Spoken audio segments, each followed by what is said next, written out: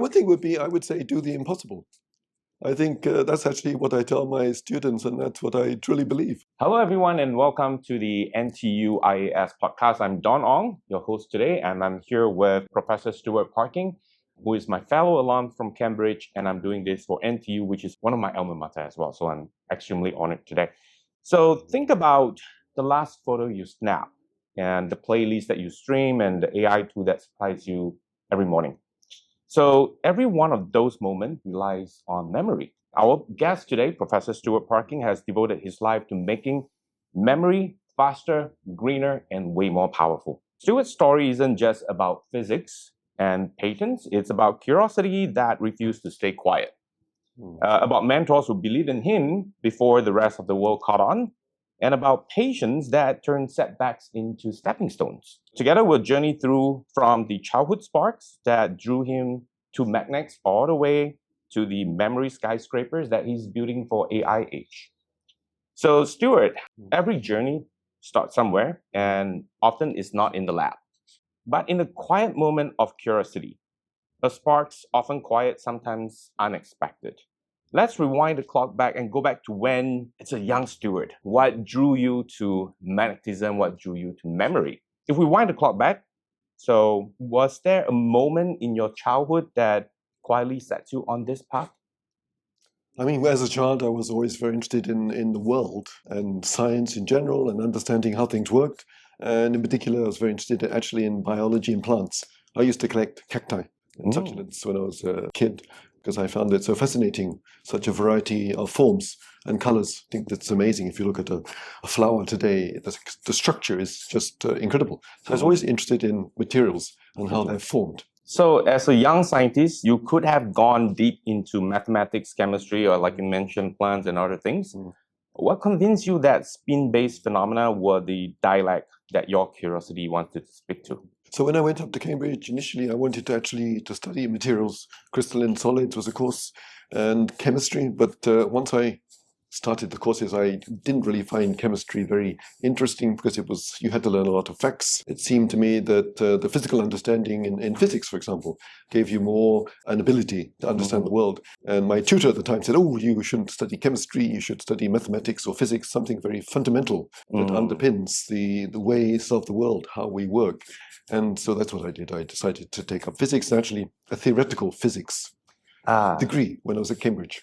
Nice, interesting. So we'll come back to the mentor and your professor to tell you that in a little bit when we go into the human.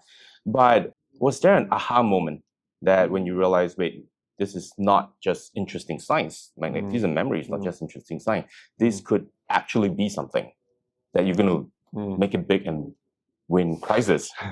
No, I don't think so. I think it evolved from curiosity, as you said, and wanting to understand how the world works. And then eventually, through my career after Cambridge, I did a postdoctoral work in Paris, and that was actually on a different field from my PhD. It was in organic superconductors, organic materials that become superconducting under pressure. And actually, that's why I moved to California, because at that time, they had a very large group of people working on these materials. And at that time, there was a theorist who had proposed that these types of materials with certain structures could become superconductors at room temperature. So that was 45 years ago, and today that is a topic of great interest. There's some belief that you can see room temperature superconductivity under pressure, and other ways of making that happen at zero pressure. This would be still an interest of mine, and there's still some research into this topic. However, after moving to IBM research in California, after a couple of years, they told me, well, they're going to abandon this project at 30 people working on organic metals. They decided they wanted to stop that, and I should do something else. And they wanted me to actually form or work in magnetism, because magnetism underpinned the magnetic disk drive business. IBM at that time was the world leader, and it had a factory in San Jose making these magnetic disk drives with 20,000 people. And at that time, the research center I joined was actually on the same campus as the company's manufacturing facility. At that time, they also built a new research center, Almaden Research Center, on a hill 5 miles away. And that's where I set up a lab to build magnetic thin film structures. Because I had actually then, after they told me, oh, why didn't you work on magnetism?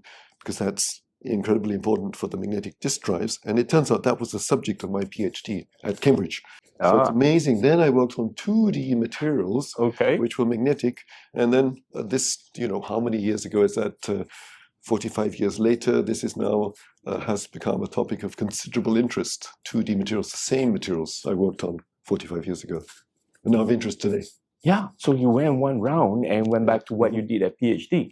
I'm not really, I'm working in that area a little bit. My main focus is still on what I call racetrack memory and other aspects of memory and storage, and the physics, the fundamental physics and the materials that you need to create atomic layer by atomic layer to develop materials with properties which you cannot find in nature, but which could be useful for these applications in memory and storage. Yep, definitely. So we're lucky to have you working on the memory front. If you stay on the superconductor, you might have made breakthrough in quantum computing today.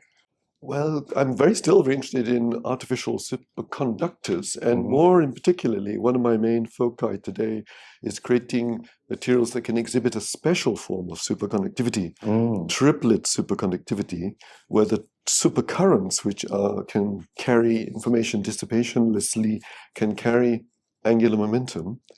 And this spin angular momentum can be used to manipulate spin textures. That actually hasn't yet been demonstrated, but that's one of our main foci, to create a cryogenic form of this racetrack memory that could support quantum computing systems. That would be really interesting. It's very interesting. Yes. Okay, so let's move a little bit into the challenges that you have faced over the years. So, great science and breakthrough, rarely born in comfort. There are moments it's built on pivot, it's built on perseverance, and a lot of stumbles. They emerge from late nights, failed experiments, and resilience to keep going. Sure. Right? Yeah. So let's step into that in-between moments where science got messy and progress is uncertain. And what is the kind of character behind all these discoveries before they were made?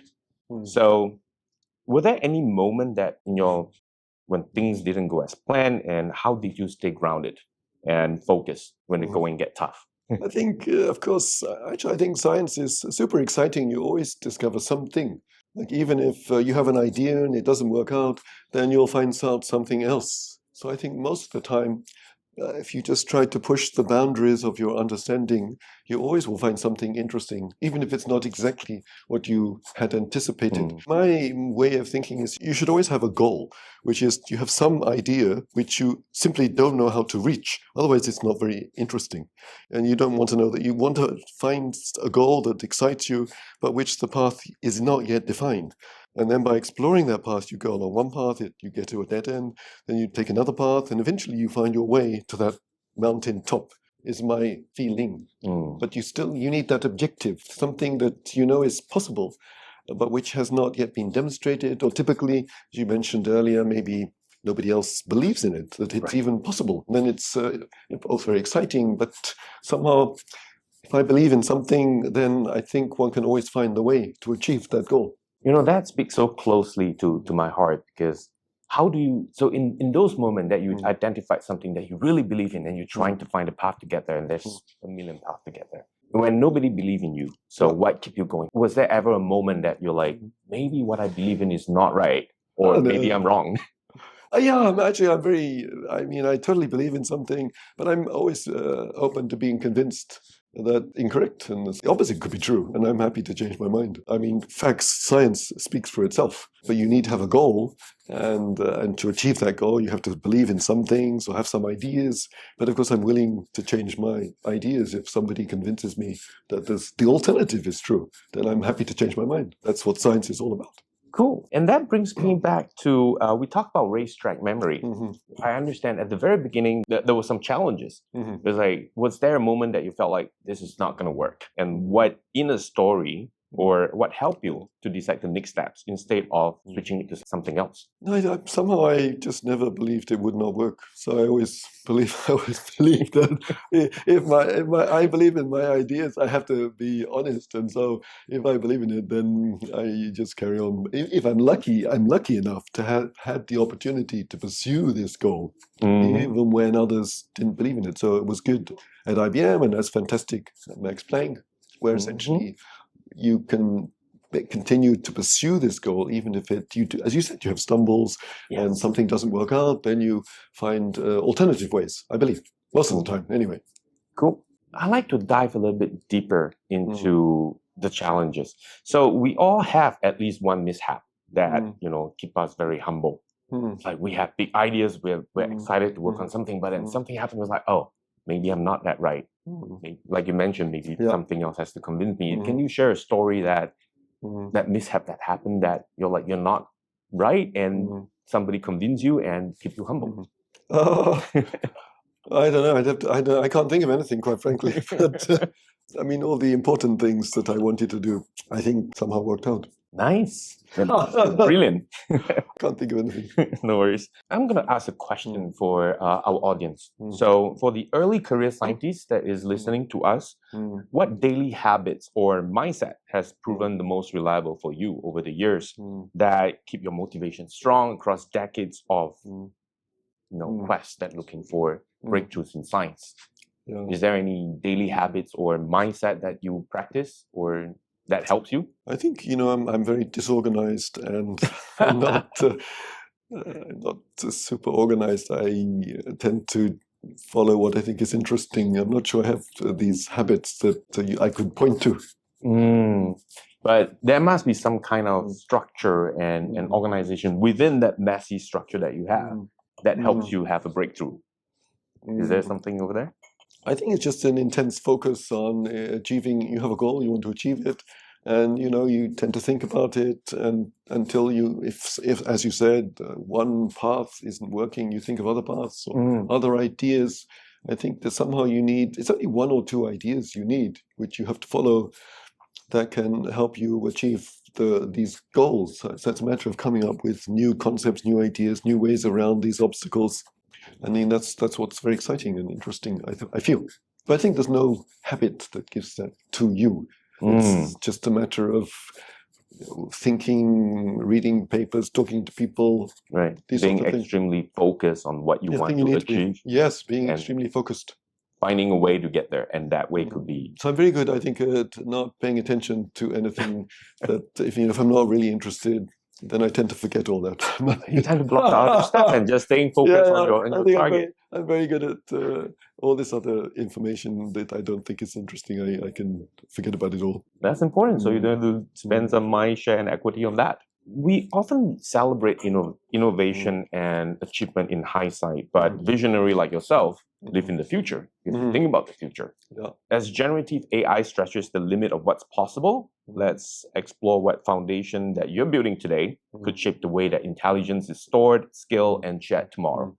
So fast forward to today, your work has become a pillar for AI, Gen AI specifically, because high bandwidth memory is such a big part of AI. Did you ever imagine that your research on spintronic would play such a big role in Gen AI? I think the way it actually turns out, the high bandwidth memory is not something that I'm working on.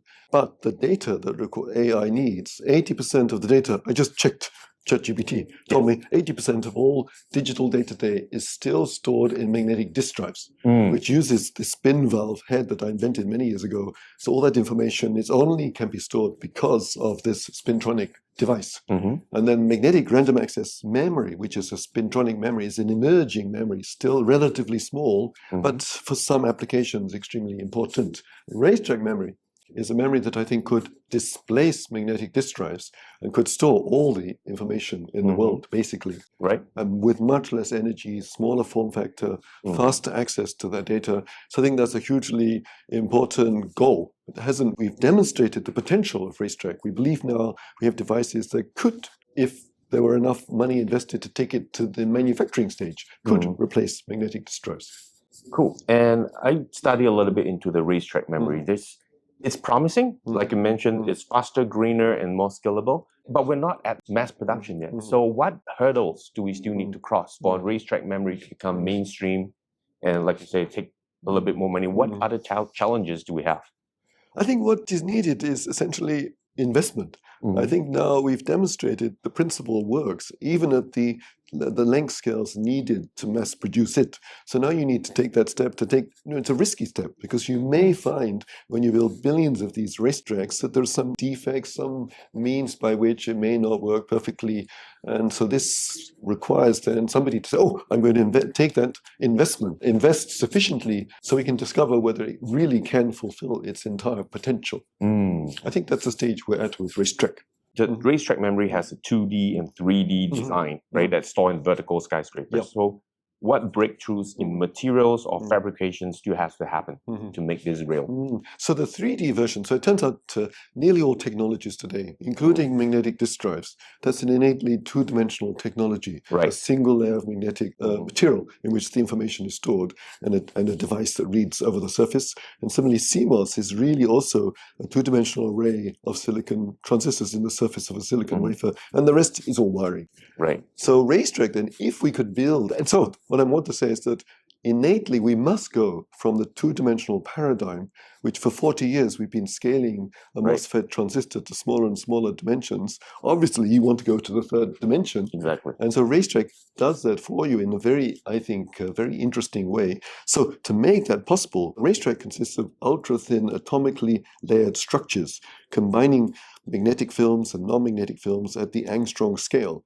So what is needed is a technology that can deposit those materials on vertical surfaces. For example, atomic layer deposition is a technology that could do that. We believe we're close to demonstrating that in my institute in Germany, where we're working on this. And I think we almost have reached that point where we could build this racetrack on a vertical wall. We have one layer we still haven't perfected. Once we've done that, then I think it's possible to build a three-dimensional form. That's exciting, because the whole semiconductor industry right now, we're approaching angstrom. We're going to 2 nanometers and sub 2 nanometers. So we're hitting the wall. Just like flash memory, they hit the wall. So Samsung in particular built these fantastic vertical VNAND, which is basically you go three-dimensionally and build layer after layer. So with racetrack, we can do that even more intelligently and more interestingly. So I think we're close to being able to do that. And I think it's just a matter of time when we should be able to do that. Yeah, But with more investment, we could go faster. Oh, definitely. And hopefully more people see this, so the investment's going to come in. Okay, I would like you to take your mind 10 years forward, because you live in the future. So 10 years forward, where do you imagine spintronic memories sitting in the hardware stack that powers the Gen AI models, that's memory hungry, power hungry? Yeah, I think in 10 years, we will have demonstrated racetrack. Racetrack could be a mainstream technology, and all the disk drives in the world will be replaced with racetrack memory, and that will use much less energy and much smaller form factors, and improve the performance of computing systems enormously. So I think that will be the potential in my mind. If we can do this, racetrack memory in particular, that concept would displace most data storage devices worldwide. So let's spin this question around a little bit. How long do you think it's going to take? Instead of 10 years out, in your mind, how many more years do we need? So assuming we have all the necessary investment, how many more years do we need before racetrack becomes mainstream? I think it could, within 3 to 5 years, if there were enough investment. I think you could build some form of racetrack that could display some aspect to prove its potential. And most likely, you would want to have some market where you would test the concept, and then eventually broaden it to beyond that niche market. So I think in 3 to 5 years, one could have some form of racetrack, and 10 years, one perhaps have a racetrack that could replace a magnetic disk drive. That would be the ultimate goal. Interesting. I'm looking forward to that. So I'd like to change gear a little bit and talk about human connection. We'd like to know more in depth about what's happening inside Stuart's brain. At the heart of every breakthrough is a person. We mentioned your mentor, your PhD guidance. So mentor who nudge us forward, and communities that believe in us. And younger minds we now guide. So you mentioned that you got PhD students as well. So let's look beyond the lab and then go to the relationships, the reflection, and quiet joys that make the journey meaningful. As somebody who is deeply engaged in global scientific dialogue, and how do you view this honorary appointment as the Institute of Advanced Study at Lee Kwang Chen's distinguished professorship? What significance or opportunity do you see in connecting with younger research community like NTU? So I think what's very important, of course, when I talk about the research I do, of course, mostly it's carried out by PhD students and postdoctoral scientists, and you can't do that and achieve any of these goals unless you have young people who are willing to believe in your vision and then work towards it or adapt it with their own creative concepts and ideas. So you need people, you need young people particularly, or older people who are creative and are willing, to have a mindset, as you said, face challenges and come up with ways to overcome them. And that's not so easy. So you need the very best minds and the people with the correct mindset. You've got to be intelligent, but also you have to be able to use that intelligence to solve problems creatively, not to be faced with challenges and overcome them. So I think to do that, you need the best minds from around the world. So having this distinguished professorship here in the IAS is fantastic because it will give me an opportunity to interact with young people here, maybe doing their PhD, and who might like to come to my institute to be a postdoc and work on exciting topics we have, variety of topics in my group at Max Planck, beyond racetrack.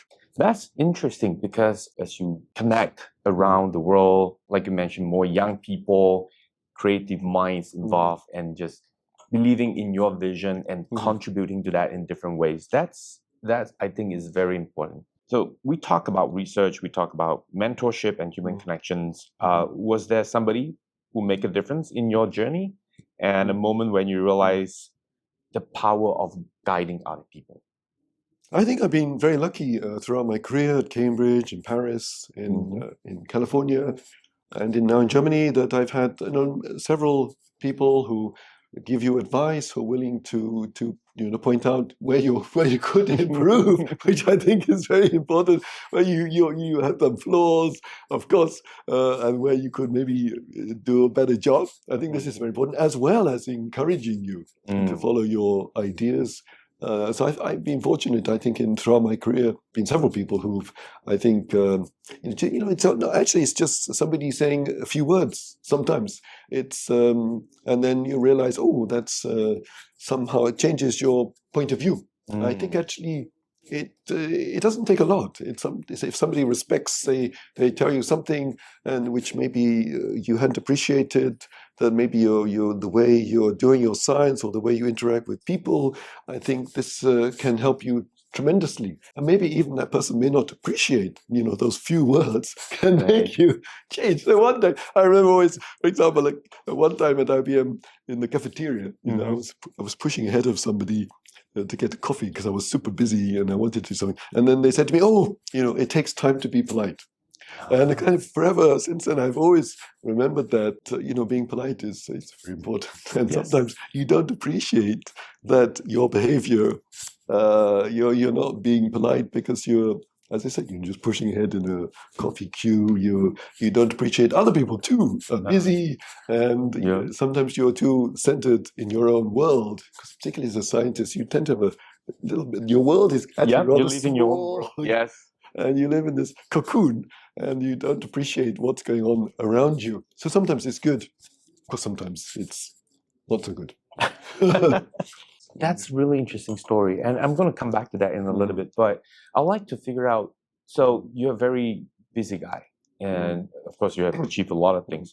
But with all these things that you have achieved already, what keeps you motivated to get out of the bed every day and go into the lab? I'm excited. I'm going to do some amazing work today.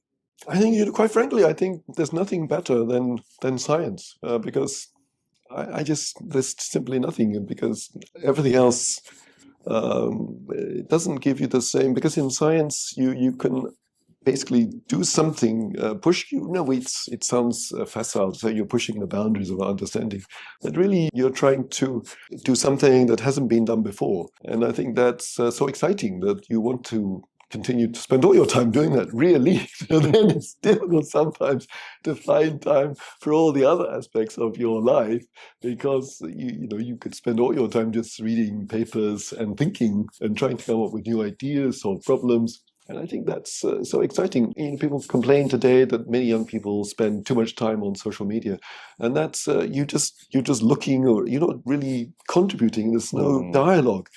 Yeah. So I think that's very uninteresting. And so I think that scientists were super lucky that we can basically try to understand in order to impact the world and make it perhaps better in some sense. Right, exactly. So you have a big target, you're trying to improve the world. But at the same time, you work with exciting young minds, young people having, like you mentioned, the dialogue. Right. Dialogue. Right. Yes. The dialogue, that epiphany moment is like, oh, this is interesting. And you could converge. And all your work could converge on something that is very practical, that is moving this world forward. I think that's so exciting. And also you mentioned, I think for me, like doing research, actually, where you get ideas is in dialogue. So for example, I like to meet with a small group of students, postdocs, senior scientists, when we have a writing paper or trying to understand data.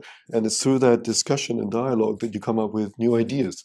I think that's the best way in my mind. Totally agree with that. So final question. And I think it's a really important one for myself and also for the audience. So if you could today sit beside a young Stuart, right? Imagine yourself 40 years old, you're having dialogue with yourself right now. And what is the one piece of advice that you would give to young Stuarts? It could be from yourself, from all your experience, or from a mentor who has given you something before. What would that be if it's just one thing? One thing would be, I would say, do the impossible. I think that's actually what I tell my students, and that's what I truly believe. I think you, as a young person, you should imagine what is truly exciting and maybe impossible, but that's what you should aim for. Not something that seems possible, seems impossible. And then I think if you aim for the impossible, you'll do something great. I think this, sometimes my students complain, oh, how could you imagine doing the impossible? Isn't that counterintuitive? But I don't believe that. So I think as a young person, the whole world it's difficult to choose, right? What to do. Yes. And that's I think the problem. So I think you should just choose something. And whatever that something is, to try to go beyond what people currently believe, or go beyond in the sense of also, I truly believe that it's more interesting not only to do fundamental science, but to imagine the ways it could have impact. So this is a little bit different from many scientists who say, oh, we want to understand the world, push these boundaries of our understanding. But I'm not truly interested in just doing that. I really, throughout my career, maybe because I worked at IBM Research in a company, I really truly believe it's more exciting if you want to do some new science that can build something that can impact society and maybe radically impact society. So I think that's the combination of science plus potential impact to maybe make the world a better place. I think that is truly exciting and interesting. Thank you for saying that. And it hits home with me because it's very personable to me, because as all the things that I'm doing today is that with progress of Gen AI, and people are excited about AI, but I keep telling people it's not just about Gen AI, it's the application of Gen AI that's going to change the world. That's true. So thank you for saying that. Hits home really hard. Very good. Right. So what a ride. Thank you so much, Professor. Thank you. It's amazing talking to you and learning from you. And thank you for all our listeners for listening in, for caring and being part of the community. So I'm Don Ong. This is Professor Stuart Parkin. Thank you so much for watching the podcast.